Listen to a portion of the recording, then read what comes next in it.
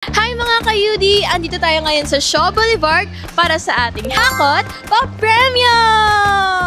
Kasama natin ngayon si Ate Angelou, isang sari-sari store owner. Ano po naman yung initial reaction nyo nung nalaman nyo pong ikaw po yung naging winner? Sobrang saya ko po. Hindi ko po in-expect na manalo ko po sa Hakot Pa-Premyo po.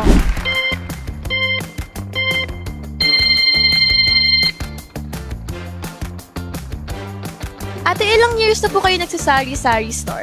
5 years na po. Dati, nanonood lang po ako at nangangarap na sana isa po ako sa mananalo sa Hakot Pa-Premyo. At ngayon, naglalaro na po talaga ako.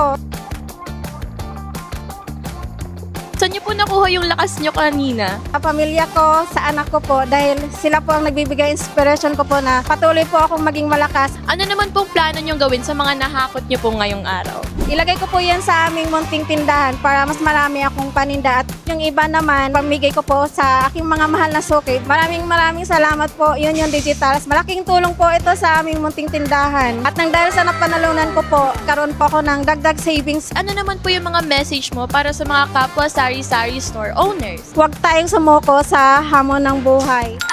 With UD, kaya mo!